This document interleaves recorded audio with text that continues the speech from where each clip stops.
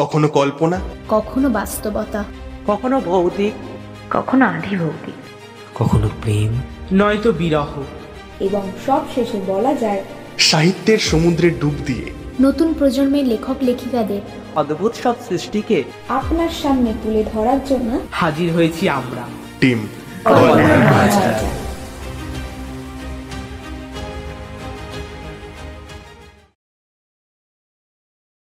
নমস্কার, কল্পনার মায়াজাল ইউটিউব চ্যানেলে আপনাদের সকলকে স্বাগত।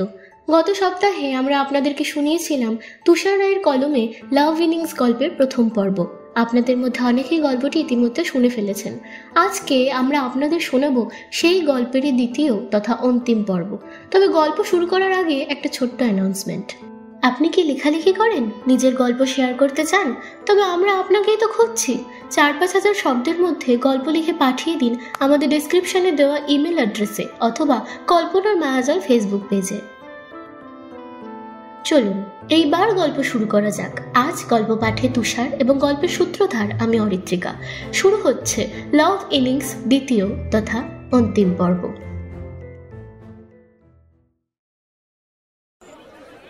যা সালা, এমনি এমনি আজকাল লোকে চুমু খাচ্ছে।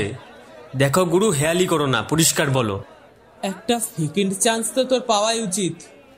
ফিরে তাকায় রানা। দেবে তো, কিন্তু তার আগে প্রগতি সংঘকে ফাইনাল ম্যাচ জেতাতে হবে, তাহলেই ও সেকেন্ড চান্স দেবে, নয়তো নয়। এই কথাটা শুনে তন্ময় একদম তিরিং করে লাফিয়ে ওঠে। ওর চোখে মুখে ভয়। কি চ্যালেঞ্জ? চ্যালেঞ্জ করেছে তোকে, আর তুই সেটা অ্যাকসেপ্ট করেও নিলি? আরে ছি ছি ছি ছি, আরে হাট সালা হাট। চ্যালেঞ্জের বোঝা কাঁধে নিয়ে কখনো পারফরমেন্স দেওয়া যায়? আরে চাপ খেয়ে যাবি তো। ছি ছি ছি ছি, প্রথমবার জিপিএল জেতার চান্স ছিল, সেটাও শালা ডুবিয়ে দিলি। এক্ষুনি চল ওই মেয়েটার সঙ্গে দেখা কর তুই। এই চ্যালেঞ্জ তুই অ্যাকসেপ্ট করতে পারিস না, নো নেভার।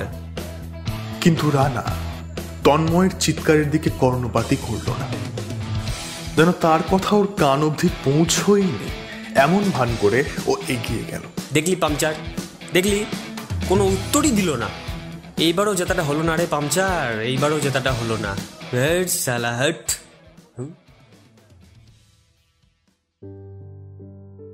5-6 দিন হয়ে গেল ব্যাঙ্গালোর থেকে ফিরেছে সৌরিশ, কিন্তু একদিনও পাড়ায় বেরোয়নি। বাড়ির মধ্যেই বইপত্রের মধ্যে মুখ গুঁজে পড়ে থেকেছে। তবে আজ নাকি জিপিএল এর ফাইনাল। প্রগতি সংঘ অনেক বছর পর ফাইনালে উঠেছে। সে প্রথমবার যখন লিগটা শুরু হয়েছিল তখন প্রগতি সংঘের ক্যাপ্টেন সে নিজে ছিল। ফাইনালে উঠেছিল সেইবার। ওপেনিং ব্যাট করতে নেমে 99 নট আউট থেকে গিয়েছিল। সেঞ্চুরিটাও হয়নি, প্রগতি সংঘকে জেতানোও হয়নি। বন্ধুমহল ক্লাব জিতেছিল সেইবার। তারপর থেকে নাকি প্রত্যেকবার লাগাতার তারাই জিতে আসছে। এইবার জিতলে লাগাতার 10 বার হবে। কিন্তু আদৌ কি এইবার ওরা জিততে পারবে? কারণ গোটা ঘোষপাড়া জুড়ে এই বছরে একটা গুঞ্জন শুরু হয়েছে। রানা ওরফে মজনু যতক্ষণ মাঠে থাকবে ব্যাট হাতে, ততক্ষণ সামনে যেই টিমই খেলুক না কেন জিততে পারবে না। সবার মুখেই এই একই কথা। রানা তার নিজের কাকার ছেলে, এই বছর প্রগতি সংঘের ক্যাপ্টেনও সেই। প্রথমটায় শুনে বেশ রোমাঞ্চিত হয়েছিল সৌরিশ। এককালে তাকে নিয়েও গুঞ্জন হতো ঘোষপাড়ায়। রানাকে যেমন সবাই মজনু বলে, সেরকমই তাকে সবাই বলতো রোমিও। সবাই বলতো রোমিও মাঠে থাকলে ম্যাচ তাদের হাতে। কিন্তু রোমিও সেই বছর হেরে গিয়েছিল, ম্যাচও হেরেছিল এবং তার সঙ্গে নিজের জুলিয়েটকেও। আচ্ছা, রানা কি পারবে প্রগতি সংঘকে ম্যাচ জেতাতে? সৌরিশ ভেবেছিল পুরো ম্যাচটা দেখবে মাঠে গিয়ে। এইরকম ম্যাচ কি কখনো মিস করা যায়? কিন্তু কিছুক্ষণ পর মনে হয়েছিল না থাক, ওখানে গেলে যদি তার জুলিয়েটের সঙ্গে দেখা হয়ে যায়। সৌরিশ শুনেছে সেও নাকি মুম্বাই থেকে ফিরেছে কদিন আগে। ক্রিকেট তো তারও খুব ভালো লাগতো। এই রবিবারের দুপুরে সেও যদি মাঠে উপস্থিত থাকে, তখন তার সামনে যে সৌরিশের যাওয়া বারণ, এই ভেবেই উত্তেজনাটা দমন করেছিল সৌরিশ। সেদিনটার কথা এত বছর পরেও ওকে সুস্থ থাকতে দেয় না। প্রতিনিয়ত ভেতর থেকে কুঁড়ে কুঁড়ে খায়। যাকে অত ভালোবেসেছিল সে ওভাবে ওর উপরে অবিশ্বাস করতে পারে? সেইবার বন্ধুমহল ক্লাবের টিমে এমন কেউ ছিল না যে সৌরিশকে আউট করতে পারে। সদ্য বেঙ্গল টিমের ক্যাম্প থেকে ফিরেছিল সৌরিশ। বন্ধুমহল ক্লাবের বোলাররা তখন ওর কাছে চুনোপুটি। ফলে সে যদি মাঠে থাকে তাহলে খেলা আপনা আপনি প্রগতি সংঘের দিকে ঘুরে যাবে। আর এই বিষয়টা ভালো মতো জানত বন্ধুমহল ক্লাবের ক্যাপ্টেন রনিত মণ্ডল। বেঙ্গল টিমে সৌরিশের জায়গা হয়েছিল রনিতকে ড্রপ করার পরেই। ফলে সৌরিশের উপরে তার রাগ ছিল আগে থেকেই। আর ঠিক সেই জন্যই রনিত তৈরি করলো একটা প্ল্যান, খতরনাক একটা প্ল্যান। যে প্ল্যানটা এক্সিকিউট করতে পারলে মেন্টালি এবং ফিজিক্যালি দুই দিক থেকেই সৌরিশকে হারানো যেত। সৌরিশ জানত রনিত কিছু তো একটা করতে চলেছে, কিন্তু এত বড় সর্বনাশটা যে করবে সেটা সৌরিশের জানা ছিল না। ফাইনাল ম্যাচের আগের দিন রাতে যখন প্র্যাকটিস শেষ করে চায়ের দোকানে আড্ডা মেরে বাড়ি ফিরছিল সৌরিশ, তখন ওর উপরে 3 জন চড়াও হয়। বেধড়ক মারে ওকে। তার ফলস্বরূপ সৌরিশের মাথা ফেটে যায় এবং বাঁ হাতের একটা আঙুল ডিসলোকেট হয়ে যায়।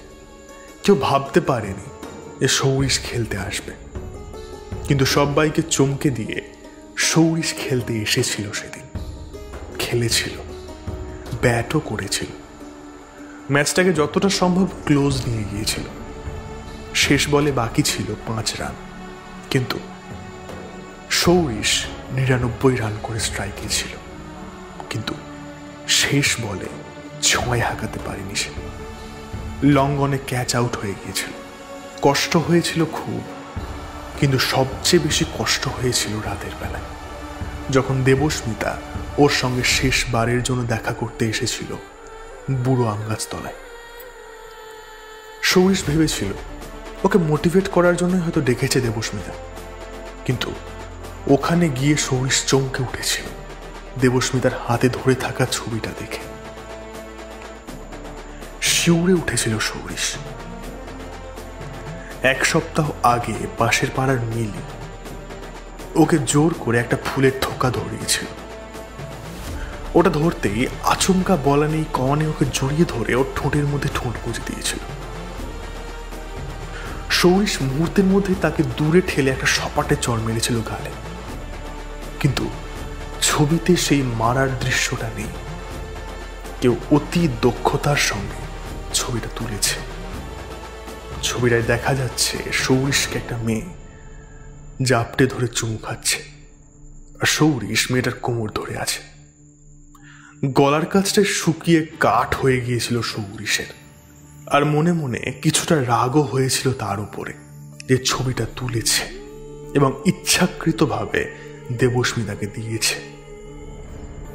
কিছুক্ষণ পর দেবস্মিতাই বলেছিল ছবিটা নাকি ওকে রনিত দিয়েছে।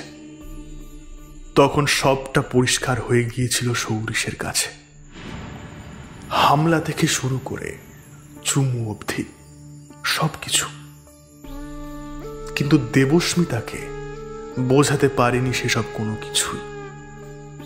বোঝাতে চায়নি তা কিন্তু নয়, দেবস্মিতা বুঝতেই চায়নি।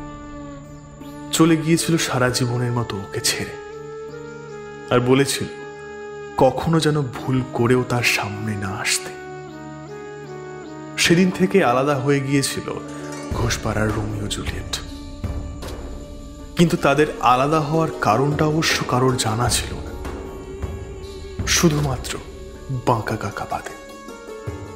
তাই আজকে ওখানে গেলে যদি জুলিয়েটের সঙ্গে দেখা হয়ে যায়, সেই ভয়ে সৌরিশ মাঠে না যাওয়ার সিদ্ধান্তটা নিয়েছিল। কিন্তু ঠিক 4:30 সময় ওর কাছে কল আসে স্বয়ং বাঁকা কাকার। হ্যাঁ বাঁকা কাকা, বলো। তুই বাড়িতে কি করছিস বলতো? হ্যাঁ, আরে মাঠে আয়, মাঠে আয়। তোর ভাইয়ের তো আঙুল ভেঙে গেছে ফিল্ডিং করতে গিয়ে। ওই ভাঙা আঙুল নিয়ে ব্যাট করতে পারবি তো? রানা কোনো উত্তর দিল না। হেলমেটটা মাথায় গলিয়ে নিয়ে শুধু একবার শান্ত দৃষ্টি নিয়ে তাকালো তন্ময়ের দিকে।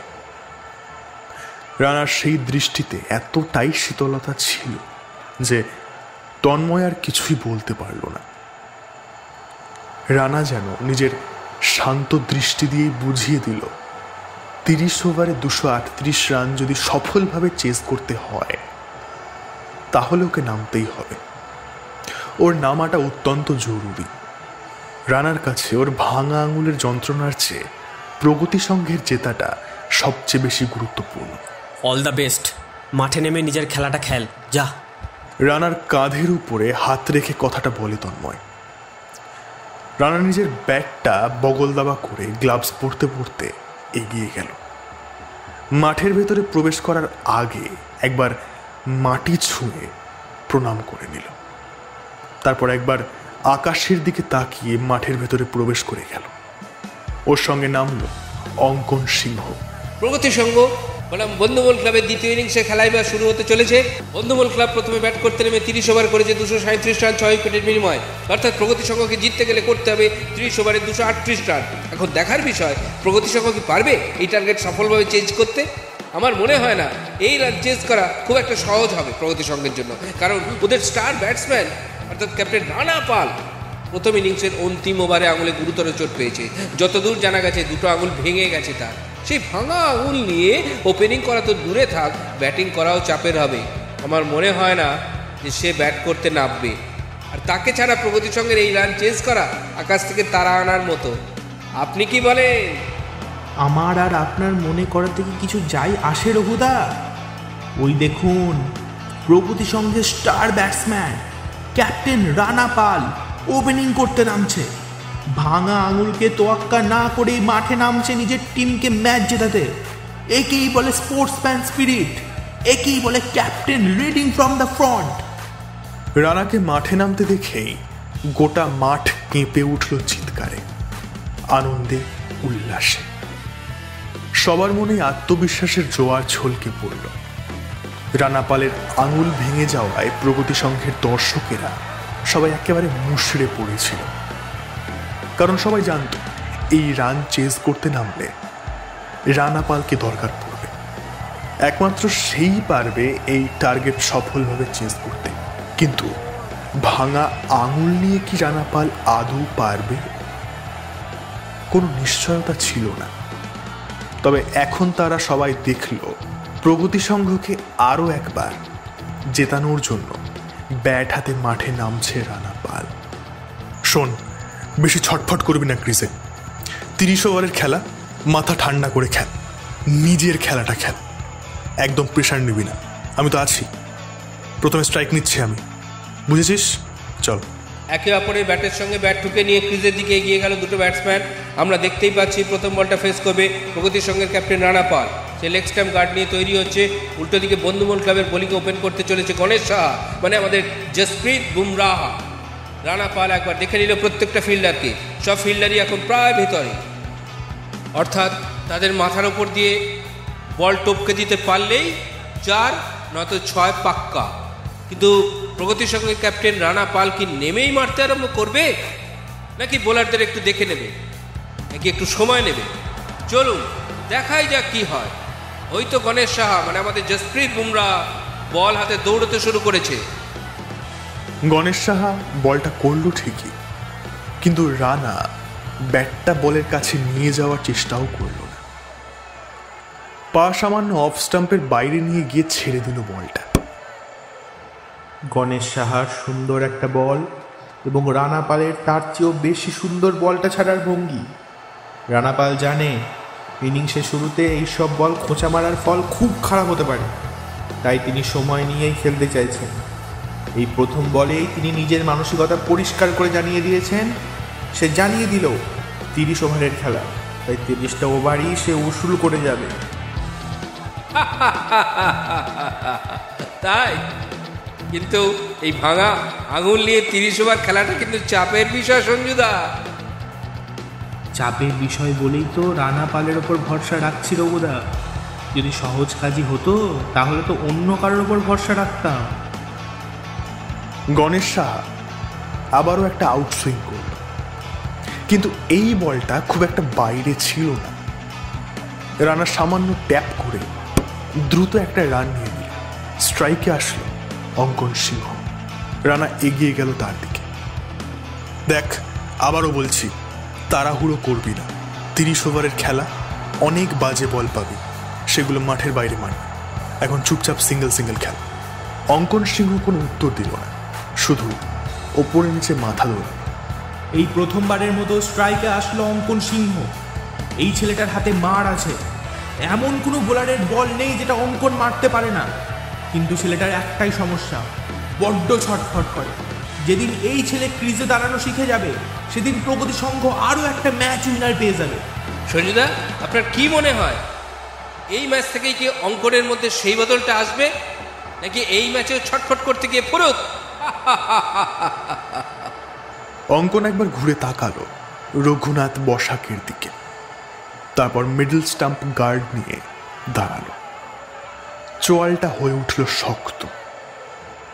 রানা বুঝতে পারল অঙ্কনের মাথাটা সটকে গেছে রঘুর কথা শুনে। আর কারোর কথা ওর কানে যাবে না। তবুও রানা চিৎকার করে বলল, কুল, সময় নিয়ে খেল। রানা জানত কথাটা অঙ্কনের কান অবধি পৌঁছলেও ভেতরে আর প্রবেশ করবে না, কারণ ওর মাথার তার ইতিমধ্যেই কেটে গেছে। এইবার হয় ছক্কা নয় বক্কা। আর হলোও তাই। গণেশ সাহার আগুনের গোলার মতো আউটসুইং বোলিংয়ের বিরুদ্ধে প্রথম বলেই অঙ্কন করলো একটা স্টেপ আউট। সেই দৃশ্য দেখে রানার হৃৎপিণ্ডটা যেন মুখের ভেতরে উঠে আসলো, কিন্তু ও সেটাকে কোনো রকমে গিলে ফেলল মুহূর্তের মধ্যে। দেখল অঙ্কন ইনসাইড আউট করে ব্যাটটা একদম সোজাসুজিভাবে চালিয়ে দিল কভারের দিকে, কিন্তু ব্যাটের ফেসটা উঠে গেল উপরে, অর্থাৎ ওভারড্রাইভ। ব্যাটে বলে সংঘর্ষ হওয়ার একটা মধুর ধ্বনি শোনা গেল, আর চোখের পলকের মধ্যেই গোটা মাঠ প্রগতি সংঘের দর্শকদের চিৎকারে ভরে উঠল। প্রথম বলেই সুন্দর একটা 6 হাঁকিয়ে দিয়েছে অঙ্কন। এখন দেখার বিষয় একটাই, এই একটা 6 কি অঙ্কন থেমে যাবে নাকি আরো মারতে পারবে? এই তোকে কি বললাম আমি? হ্যাঁ, কেন মারছিস? আউট হলে কিন্তু মাঠে প্র্যাকটিস করতে দেবো না তোকে। এই রানা ঝাঁঝিয়ে উঠল, কিন্তু অঙ্কন কোনো রেসপন্সই করলো না, যেন কিছু শুনতেই পায়নি। পরবর্তী বলেও অঙ্কন করল স্টেপ আউট, কিন্তু এইবার কভারের ওপর দিয়ে নয়, একদম আম্পায়ারের মাথার উপর দিয়ে, এবং আরো একটা 6। সুন্দর সুন্দর সুন্দর, অতি সুন্দর। মাঠে উপস্থিত প্রত্যেকটা দর্শকই সঞ্জুর মতো প্রতিক্রিয়া দেখালো। সবার মুখে হাসি এবং সবাই দিচ্ছে হাততালি। শুধুমাত্র রানা কিচ্ছু বলল না। ওর মুখটা কালো হয়ে উঠল, কপালে ভাঁজ পড়ল, চোয়ালটা হয়ে উঠল শক্ত। কারণ রানা জানে এর পরিণতি কি হতে চলেছে। এখন এই রকম খেলার নয়, ধরে ধরে অন্তত 10 ওভার অবধি ম্যাচটাকে নিয়ে যাওয়া উচিত। এখন যদি অঙ্কন আউট হয়ে যায়, তাহলে তার পিছু পিছু পড়বে আরো খান 5 উইকেট। রানার ইচ্ছা হলো অঙ্কনের গালে গিয়ে সপাটে 2 চড় বসাতে, কিন্তু ক্রিকেট তো জেন্টলম্যানদের খেলা, এসব নিষিদ্ধ। ফলে চুপচাপ নন স্ট্রাইকে দাঁড়িয়ে বাঁদর নাচ দেখা ছাড়া আর কোনো উপায় নেই রানার হাতে। ওভারের বাকি 2 বলেও অঙ্কন চোখ বন্ধ করে ব্যাট ঘোরালো।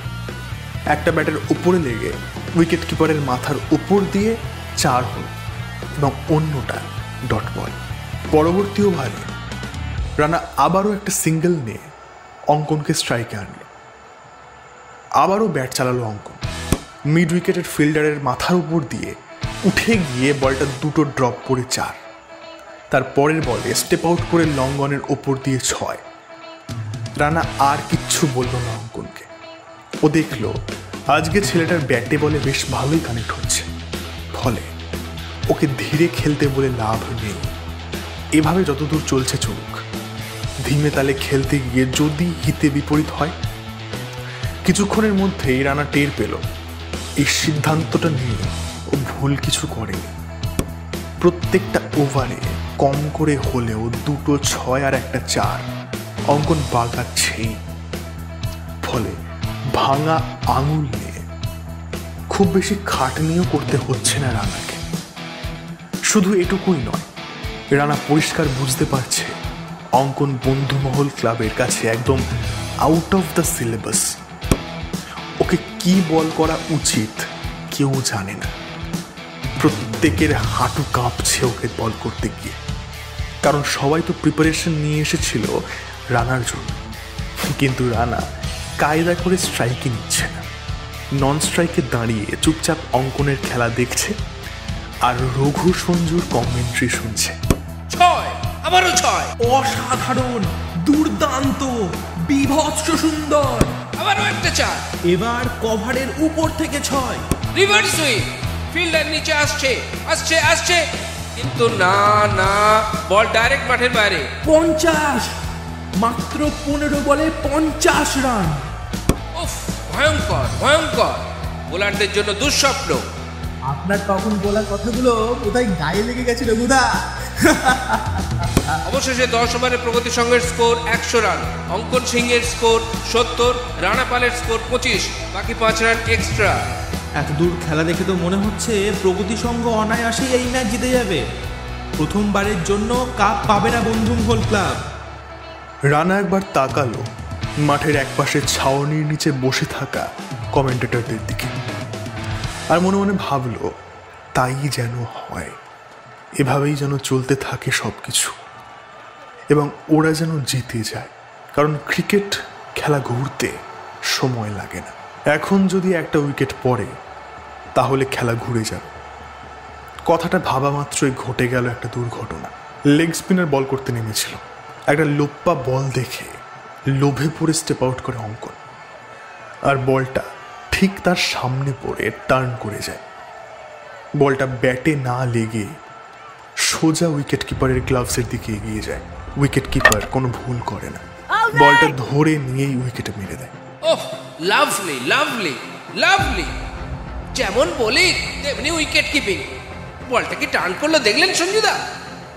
এটাই কি ম্যাচে টার্নিং পয়েন্ট হয়ে যাবে? হতে পারে নয়, অনেকাংশে সেটাই হল। আর মাত্র 30 রানের মধ্যেই হুড় পাড়িয়ে পরপর আরো 6টা উইকেট পড়ে গেল প্রগতি সংঘের। রানা ছাড়া আর কোনো ব্যাটসম্যান উপস্থিত নেই তাদের দলে। এইবার যারা নামবে তারা প্রত্যেকে বোলার, ব্যাট ধরে ঠিকমতো দাঁড়াতেও পারে না। অর্থাৎ পুরো দায়িত্ব এখন এসে পড়ল রানার কাঁধে। যদি ম্যাচ জিততে হয় তাহলে রানা পালকে কিছু একটা করতে হবে, কিন্তু কি করবে ও তো আর ম্যাজিক জানে না। কিন্তু প্রগতি সংঘের মানুষজনদের বিশ্বাস রানা পারবে, রানাকে যে পারতেই হবে। সঞ্জুদা, আপনার কথা তো মনে হচ্ছে ভুল প্রমাণিত হতে চলেছে। স্কোরবোর্ডটা একবার দেখো, আমার তো মনে হচ্ছে এইবারের কাপটাও আমরা পাবো। একা রানা পালার কি করবে? এমনিতেও তার আঙুল কথাটা শেষ করতে পারে না রঘু। তার কথা শেষ হওয়ার আগেই রানা হাঁটু গেড়ে বসে একটা সুইপ মারে। বলটা দ্রুত গতিতে ছুটে এসে পড়ে একদম কমেন্ট্রি করার জন্য বানানো ছাউনির উপরে। রঘুনাথ বসাক চমকে ওঠে।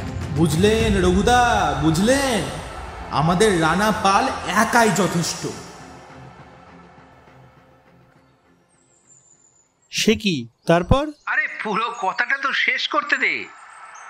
ফিল্ডিং করতে গিয়ে আঙুল ভেঙে গেলেও রানা ওপেনিং করতে নেমেছে। হ্যাঁ রে, প্রথমে একটা ছেলে ভালো ব্যাট করছিল জানিস, কিন্তু সে আউট হয়ে যাওয়ার পর অন্যদিক থেকে উইকেট পড়ছে লাগাতার, কিন্তু রানা টিকে আছে অন্যদিকে। আর শুধু টিকেই নেই, বলে বলে 4-6 হাঁকাচ্ছে। উফ, তোদের রক্তে সত্যিই একটা ব্যাপার আছে রে। রানার ব্যাটিং দেখে তো আমার তোর ব্যাটিংয়ের কথা মনে পড়ে যাচ্ছে। আয় আয়, শিগগির আয়, শিগগির আয়। কি বাড়িতে বসে আছিস? শিগগির আয়, নিজের চোখে দেখ এসে। হারা ম্যাচ তোর ভাই কোথায় নিয়ে এসে দান করিয়েছে, এসে দেখ। আরে এই ম্যাচ কেউ মিস করে নাকি রে পাগলা? হ্যাঁ, সারা মাঠ জুড়ে দর্শক গিজগিজ করছে। সৌরিশ কি করবে বুঝতে পারছিল না। মনে মনে খেলা দেখার উত্তেজনাটা বাড়ছিল, কিন্তু আবার এটাও মনে হচ্ছিল সেখানে গেলে যদি দেবস্মিতার সঙ্গে দেখা হয়ে যায়। আচ্ছা, বাঁকা কাকাকে জিজ্ঞাসা করবে? হ্যাঁ, করাই যায়। যাওয়ার তো ইচ্ছে আছে বাঁকা কাকা, মানে দেবস্মিতা নেই তো মাঠে? দেবস্মিতা? আরে না না, ও নেই এখানে। ও এইবার বুঝলাম, ওর ভয়ে তুই বাড়িতে বসে আছিস। আরে দূর পাগল, পাগল ছেলে একটা। আয় আয় আয় আয়, মাঠে আয়। আর শোন, মাঠে খেলা দেখতে লেগে যাওয়ার আগে একবার আমার দোকানে ঢু মেরে যাস, দরকার আছে। রাখলাম। তারপর আর কি, তারপর জামা প্যান্ট পরে এক প্রকার ছুটতে ছুটতেই ঘোষপাড়ার মাঠের সামনে এসে পৌঁছয় সৌরিশ। দেখে মাঠের চারিদিকে লোকজনে ভর্তি, দাঁড়ানোর জায়গা অবধি নেই। খেলা দেখতে গেলে এই ভিড়ের মধ্যেই ঠেলে গুঁতিয়ে ঢুকতে হবে। সৌরিশ ভাবল, বাঁকা কাকার কথা অনুযায়ী আগে তার দোকানেই যাওয়া যাক, তারপর খেলা দেখা যাবে। দ্রুত পা চালিয়ে দোকানের সামনে এসে দাঁড়ায় সৌরিশ। একবার ভালো করে দেখে নেয় দোকানটা। আজ থেকে 10 বছর আগের দোকান আর এখনকার দোকানের মধ্যে আকাশ পাতাল পার্থক্য। দোকানের পুরো ভোল পাল্টে ফেলেছে বাঁকা কাকা। দরমা, টিন সব কোথায় যেন ছুঁড়ে ফেলে দিয়েছে। এখন ঘোষপাড়ার বুকে মাথা উঁচু করে দাঁড়িয়ে আছে চক্রবর্তী ক্যাফে। সৌরিশের ঠোঁটে একটা চওড়া হাসি খেলে যায়। অন্যের উন্নতিতে সে নিজেও খুব খুশি হয় সব সময়। দোকানের ভেতরে অবশেষে পা রাখে সৌরিশ, আর রাখা মাত্রই ও থমকে যায়। ওটা কে বসে রয়েছে চেয়ারে? কেনই বা বসে রয়েছে? বাঁকা কাকার কথা অনুযায়ী তো তার এখানে থাকার কোনো কথা নয়। তাহলে এখানে কি করছে এসে? না না, এখনো সৌরিশকে দেখতে পায়নি সে, ফলে পালানোর সুযোগ এখনো রয়েছে। কিন্তু এই কথাটা ভাবা মাত্রই ঘটে গেল দুর্ঘটনাটা। চেয়ারে বসে থাকা ব্যক্তি ফিরল ওর দিকে। যে ভয়টা পাচ্ছিল সেটাই হলো। চেয়ারে বসে থাকা ব্যক্তিও এইবার দেখল ওকে। সৌরিশের দমটা যেন বন্ধ হয়ে আসতে শুরু করলো, হাত পা কাঁপতে আরম্ভ করলো, বুকের ভেতরে শুরু হয়ে গেল ড্রাম পেটানো। সৌরিশ বুঝল এখান থেকে পালানো উচিত, তাড়াতাড়ি পালানো উচিত। যেমন ভাবা তেমন কাজ। একটা বাচ্চা ছেলের মতো দ্রুত পিছনের দিকে ফেরে সৌরিশ, কিন্তু ফিরতেই পিছন থেকে ভেসে আসে একটা চেনা কণ্ঠস্বর। এই হতচ্ছাড়া, পালাচ্ছিস কোথায়? শোন দিকে। তবুও পিছনে ফিরল না সৌরিশ। দরজার সামনে ওভাবেই দাঁড়িয়ে রইল। কিছুক্ষণ পর কাঁধের উপরে অনুভব করলো কারোর একটা হাত। অনেক পালিয়েছিস 10 বছর ধরে, এবার থামার পালা। রানা দেখল বলটা ডিপ মিড উইকেটের ফিল্ডারের হাতের মধ্যে পড়ার থেকে মাত্র হাত 3 উচ্চতায়। এই ক্যাচ মানুষজন ঘুমিয়ে ঘুমিয়েও ধরে ফেলতে পারে। মুহূর্তের মধ্যেই নিশ্চুপ হয়ে গেল প্রগতি সংঘের প্রত্যেকটা দর্শকের মুখ। চেঁচিয়ে উঠল বন্ধুমহল ক্লাবের দর্শকরা।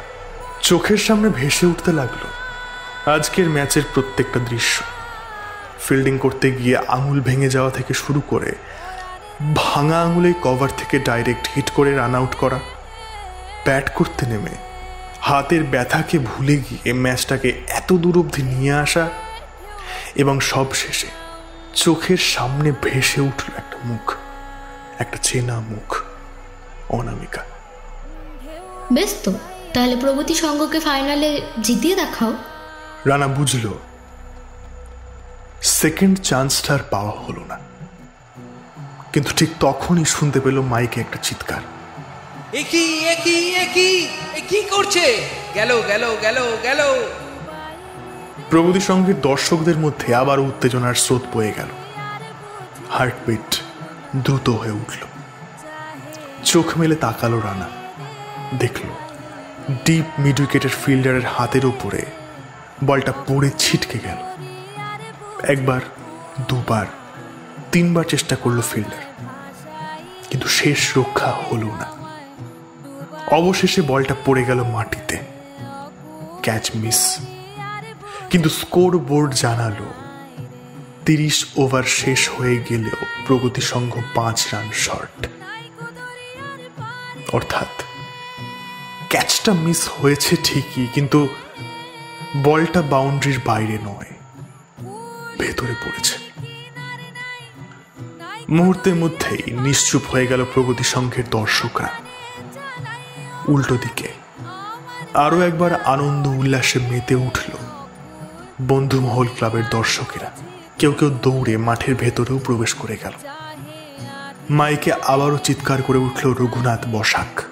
10 বার, টানা 10 বার, টানা 10 বারের জন্য বিজয়ী হয়ে গেল বন্ধুমহল ক্লাব। বন্ধুমহল ক্লাব ক্যাচ মিস করেছে ঠিকই, কিন্তু ম্যাচ মিস হয়নি। বলটা বাউন্ডারির ভেতরেই পড়েছে। মাত্র 4 রানের জয় ছিনিয়ে নিল আজকের বন্ধুমহল ক্লাব। কিন্তু একজনের তারিফ না করলেই নয়, সে হলো প্রগতি সংঘের ক্যাপ্টেন রানা পাল। প্রগতি সংঘের ক্যাপ্টেন রানা পাল, উনি না থাকলে হয়তো ম্যাচটা অনেক আগেই প্রগতি সংঘের হাত থেকে বেরিয়ে যেতে পারত, কিন্তু তিনি লড়েছেন, ভাঙা আঙুল নিয়েও লড়েছেন, এবং তার লড়াইয়ের জেরেই ম্যাচটা শেষ বল অবধি পৌঁছেছে। ম্যাচ শেষে তার নিজ স্কোর 98 নট আউট। তার এই অনবদ্য ইনিংসের জন্য আমরা সবাই তাকে। আবারও কিসব বলছিল রঘুনাথ বসাক, কিন্তু সেসব কিছুই কান অবধি পৌঁছল না রানার। সে ক্রিজের উপরে হাঁটু গেড়ে বসে পড়ল, মাথা নিচু, কাঁধ দুটো ঝুলে রয়েছে। ওর কানের মধ্যে বাজতে থাকলো কয়েকটা কথা। আপনাদের পাড়ার গণেশ সাহা জসপ্রীত বুমরা হতে পারে, কিন্তু মাফ করবেন রঘুদা, আমাদের পাড়াতে এরকম অন্যের নাম নিয়ে খেলা কোনো প্লেয়ার নেই। আমাদের পাড়াতে এমন একজন প্লেয়ার রয়েছে যে ভবিষ্যতে নিজের নাম করবে।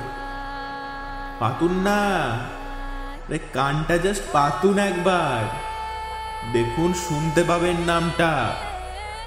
সে যতক্ষণ ক্রিজে আছে ততক্ষণ আপনারা জিততে পারবেন না রঘুদা, জিততে পারবেন না।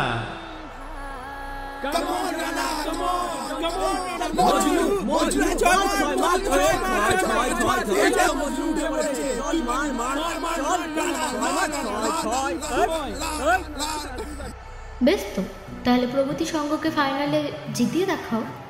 কিচ্ছু করতে পারলো না রানা। অনেক চেষ্টা করলো, কিন্তু পারলো না। শেষ অবধি রানা হেরে গেল। প্রগতি সংঘের দর্শকদের বিশ্বাস থেকে শুরু করে অনামিকার কাছ থেকে সেকেন্ড চান্স পাওয়ার আশা, সবকিছু ভেঙে চুরমার হয়ে গেল। বুক ফেটে কান্না বেরিয়ে আসতে চাইল রানার। গলার কাছটায় কিছু একটা দলা পাকাতে শুরু করলো। ওর মনে হলো সবকিছু ছেড়ে ছুড়ে দিয়ে মাঠ থেকে পালিয়ে গেলে বোধ হয় শান্তি খুঁজে পাওয়া যাবে, কিন্তু কোথায় যাবে? কিভাবে মুখ দেখাবে সবাইকে? ও যে নিজে হাতে করে সবার বিশ্বাস ভেঙে ফেলল, এসবই ভাবছিল রানা। ঠিক তখনই ওর কাঁধের উপরে হাত রাখলো পামচার। খুব ভালো খেলেছিস রানা, মন খারাপ করিস না, উঠে বার ঝটপট উঠতে পার। আরে খেলা তো, খেলাতে তো হার জিত থাকেই, তাই না? চল চল, গেট আপ। রানা কোনো উত্তর দিল না, ওভাবেই বসে থাকলো, মাথা তুলেও তাকালো না। ইতিমধ্যে মাঠের বাইরে থেকে তন্ময়ও এসে উপস্থিত হলো মাঠের ভেতরে। কিরে, এই কি হচ্ছে? এই ঢ্যামনাম হচ্ছে নাকি? ওঠ শিগগির, ওঠ। আরে চল, তুই যা খেলেছিস ওদের প্যান্ট ভিজিয়ে দিয়েছিস। ওঠ ওঠ ওঠ, চল শিগগির। ক্যাপ্টেনদের কাঁধ আর মাথা সবসময় উঁচু থাকা উচিত, বুঝেছিস? রানার দুই কাঁধ ধরে দাঁড় করায় ওরা দুজন। রানার মাথাটা তবুও নিচু হয়েই থাকে। এই সামনে তাকা, মাথা তোল। রানার মাথা ধরে এক প্রকার জোর করে সামনের দিকে তুলে ধরে তন্ময়। রানা দেখে, কই, মাঠ তো ফাঁকা হয়নি। ওই তো বন্ধুমহল ক্লাবের দর্শকদের সঙ্গে প্রগতি সংঘেরও সবাই এখনো দাঁড়িয়ে রয়েছে। আর সব থেকে বড় কথা, কারোর চোখে মুখে তাকে নিয়ে কোনো অভিযোগ নেই। কেউ কোনো খারাপ কথাও বলছে না। উল্টে তার উঠে দাঁড়ানোতে সবাই খুশি হয়েছে যেন। প্রত্যেকের মুখে এখন হাসি। রানা অবাক হয়ে গেল, কিন্তু ও জানতো না অবাক হওয়ার জন্য এখনো অনেক বাকি। হঠাৎ মাইকে রঘুনাথ বসাকের কণ্ঠস্বর শুনতে পেল রানা। রানা পালের এই অনবদ্য একটা ইনিংস প্রগতি সংঘকে জেতাতে পারেনি ঠিকই, কিন্তু আমাদের সকলের মন জয় করে নিয়েছে। তাই আমি সকলের কাছে অনুরোধ করব, রানা পালের এই অনবদ্য অসাধারণ ইনিংসের জন্য একটা জোরে হাততালি হয়ে যা। রানা দেখল মাঠের প্রত্যেকটা কোণা হাততালি এবং সিটিতে ভরে উঠল। অপোনেন্ট টিমের প্লেয়াররাও ওর কাছে এসে ওকে অভিনন্দন জানাতে শুরু করল। রানা বুঝতে পারল, সবসময় জিতলে মাঠের মধ্যমণি হওয়া যায় না, মাঝে মধ্যে হেরে গিয়েও মানুষের মন জয় করা যায়। Well played my brother, bravo, খুব ভালো খেলেছিস। রানা গলাটা চেনে, ওর দাদার গলা। পিছনে ফিরতেই রানাকে বুকে জড়িয়ে নেয় সৌরিশ। কে বলেছে তুই জিততে পারিস নি? জিতেছিস তো, সকলের মন জিতেছিস তুই, আর কি চাই? রানা মনে মনে ভাবল, সত্যি সত্যিও সবার মন জিতে নিয়েছে। তাহলে সে কই? সে তো নেই। ওয়েল প্লেড রানা, খুব ভালো খেলেছো। এই গলাটা তো। রানা সৌরিশের বাঁধন ছাড়িয়ে সৌরিশের পাশে দাঁড়িয়ে থাকা মেয়েটার দিকে তাকাল। দেবস্মিতাদি, অর্থাৎ ঘোষপাড়ার রোমিও এবং জুলিয়েট একসঙ্গে দাঁড়িয়ে রয়েছে পাশাপাশি। এ তো ভাবাই যায় না। রানা নিজের চোখকে বিশ্বাস করতে পারল না। একবার আশেপাশের সবার দিকে তাকালো, বুঝল সবারই একই অবস্থা। কেউই বিশ্বাস করতে পারছে না নিজের চোখকে। কিরে, কি দেখছিস ওভাবে? আমাদের কি কখনো একসঙ্গে দেখিসনি নাকি? না, মানে দেখেছি তো, কিন্তু 10 বছর আগে, তাই তো? তারপর মাঝে আর দেখোনি, কি আছে? এখন থেকে আবার দেখবে। যাকে, সবাই খুব ভালো খেলেছো, অনেক চেষ্টা করেছো ম্যাচ জেতার, কিন্তু হয়নি। তাতে কি, খেলাতে তো হার জিত থাকেই। পরের বার আবার চেষ্টা করবে সবাই, কেমন? এখন যাও, তোমাদের তো আবার ট্রফি, মেডেল এসব দেওয়া হবে। তারপর সবাই এসো বাঁকা কাকার দোকানে। বাঁকা কাকার দোকানে কেন? তোমাদের দাদা আজকে সবাইকে ট্রিট দেবে। কি? কিন্তু কেন? বারে, ছেলেগুলো এত ভালো খেললো, আর তুমি প্রাক্তন ক্যাপ্টেন হয়ে ওদের ট্রিট দেবে না? আর তাছাড়াও বলতে গেলে ট্রিটটা তোমার পানিশমেন্ট। পানিশমেন্ট? কিসের? জানো না কিসের? হ্যাঁ, চলো বলছি কিসের পানিশমেন্ট। দেবস্মিতাদি, থুরি, ঘোষপাড়ার জুলিয়েট ঘোষপাড়ার রোমিওর হাত ধরে এক প্রকার টানতে টানতে নিয়ে যেতে লাগলো মাঠের বাইরে। আর মাঠের মধ্যে দাঁড়িয়ে থাকা প্রত্যেকটা ছেলে ছোকরার মুখ হাঁ হয়ে রইল। সবাই অবাক, বিস্মিত, সবার মনেই হাজারটা প্রশ্ন, কিন্তু উত্তর দেবে কে? না, উত্তর নিয়ে চিন্তা করার কোনো কারণ নেই, কারণ তাদের বিচ্ছেদ নিয়ে অনেকে অনেক থিওরি বানিয়েছিল, কিন্তু আসল খবরটা কেউ জানতো না। ফলে আবার ওরা এক হলো কিভাবে, কখন, কোথায়, সেসব নিয়েও মানুষজন নিজের মনের মধ্যে নিজের মতন করে বিভিন্ন থিওরি বানিয়ে নেবে। দেখলি পামচার, আমি কি বলেছিলাম সেদিন সন্ধ্যায়? মালগুলো আমাদের সবাইকে গান্ডু বানাচ্ছিল। ওদের মধ্যে আসলে ব্রেকআপ হয়নি, ওরা হাইপ ক্রিয়েট করতে চাইছিল, ওরা চাইছিল ওদের নিয়ে কথা হোক, বুঝেছিস? পামচারের কানের কাছে মুখ নিয়ে গিয়ে ফিসফিস করে কথাটা বলল তন্ময়। পামচারও তার কথা শুনে ওপর নিচে মাথা দোলালো।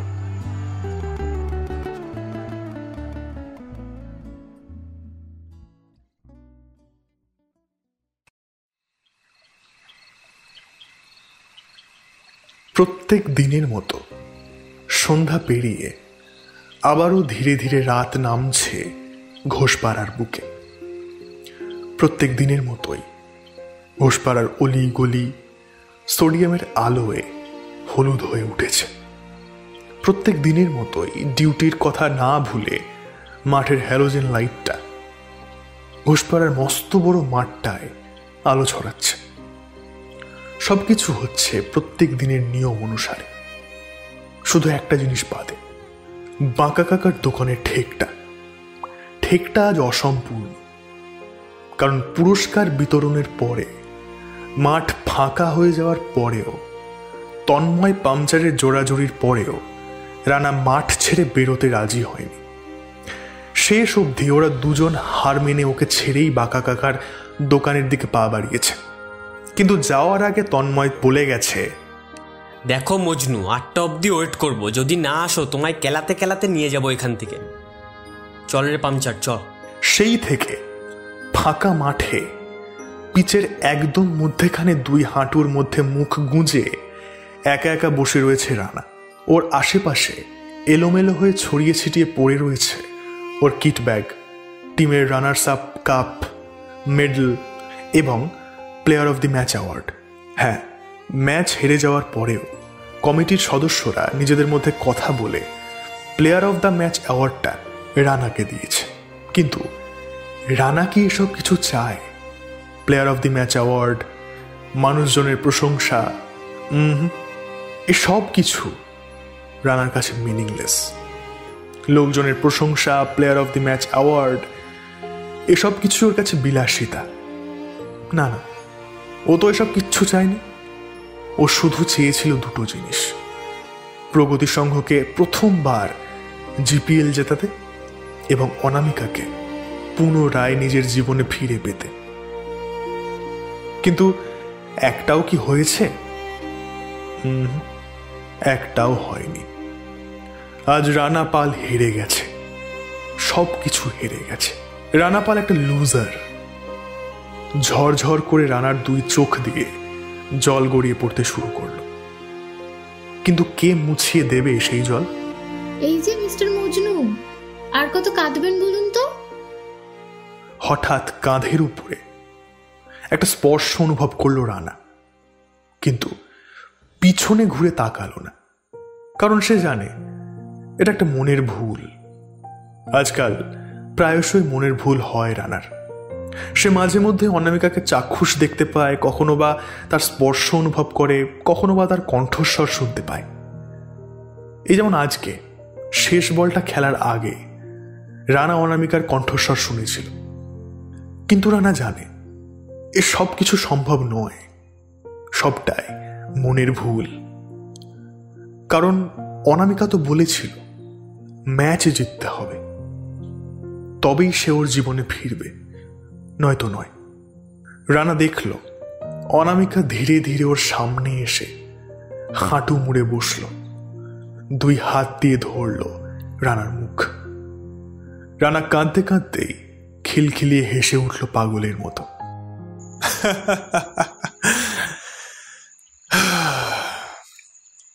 আগে লোকে মজনু বলতো, এখন তো দেখছি সত্যি সত্যিই মজনু হয়ে গিয়েছি।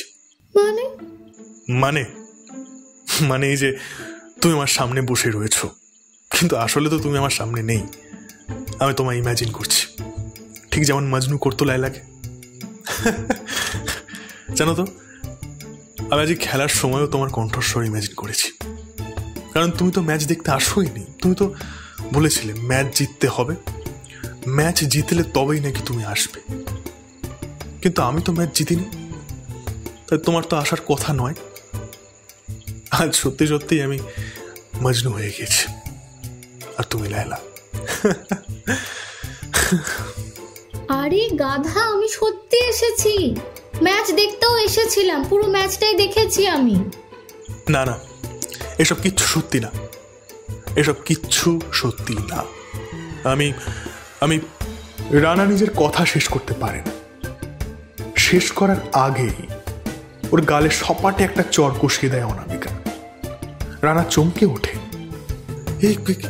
এইটা তো এক্সট্রিম পর্যায়ে চলে গেল। না না না, কালকেই ডাক্তারের কাছে যাবো, কালকেই যাবো। এই মজুর বাচ্চা, আমি সত্যি এসেছি বলছি না। আমি ওই লায়লার মতো বিয়ে করে চলে যাইনি যে তোর সামনে আসতে পারবো না, বুঝেছিস? হ্যাঁ। রানাকে এক ধাক্কা মেরে ওর বুকের উপরে উঠে বসে অনামিকা। রানার চুলের মুঠি ধরে ঝাঁকাতে থাকে। আর ম্যাচের সময় আমি ছিলাম, মাথায় ঢুকেছে? কিন্তু কোনো কিন্তু না, হাতটা দেখাতো জলদি। রানা কিছুই বুঝতে পারে না, সবকিছুই কেমন যেন গুলিয়ে যেতে থাকে ওর। কি হলো দেখাও। বাধ্য ছেলের মতো নিজের বাঁ হাতটা অনামিকার মুখের সামনে তুলে ধরে রানা। অনামিকা দেখে আঙুল দুটো একেবারে ফুলে উঠেছে। এ বাবা, এখনো ডাক্তারের কাছে যাওনি কেন বলো তো? কতটা ফুলে উঠেছে, যন্ত্রণা করছে না? রানা নিজের হাতটা সরিয়ে নেয়। ওসব পরে হবে, তো তুমি আগে বলো, তুমি এখানে কি করছো? অনামিকা কিছুক্ষণ চেয়ে থাকে রানার মুখের দিকে। টিউবলাইট কোথাকার। হ্যাঁ আমি গাধা, টিউবলাইট, তুমি যা বলবে আমি তাই। কিন্তু কিন্তু তুমি আগে বলো।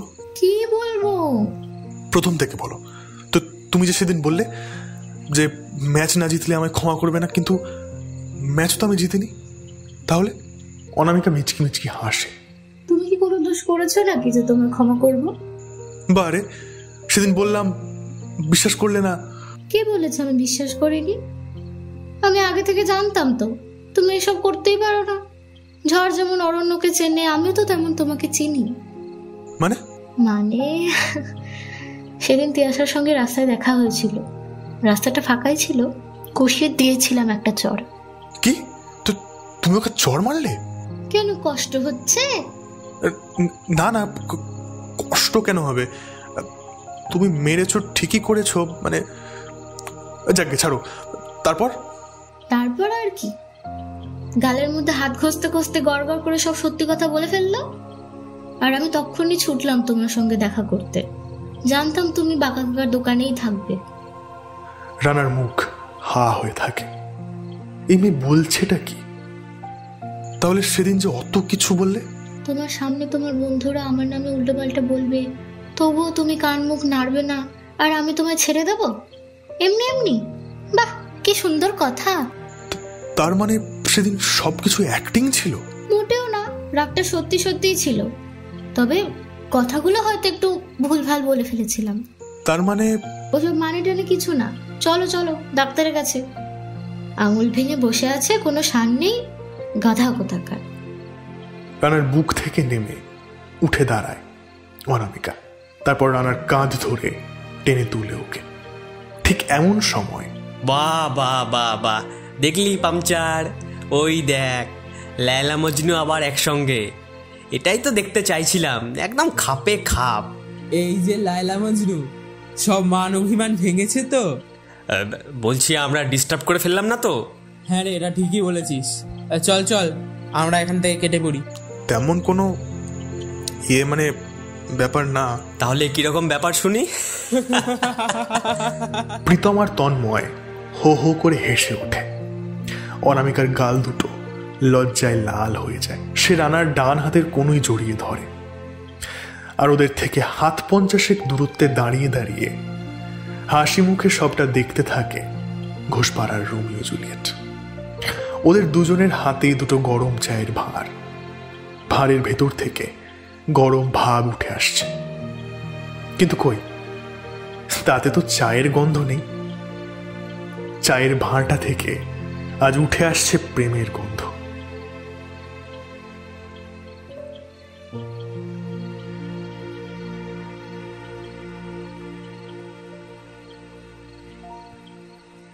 এতক্ষণ আপনারা শুনছিলেন লাভ ইনিংসের অন্তিম পর্ব।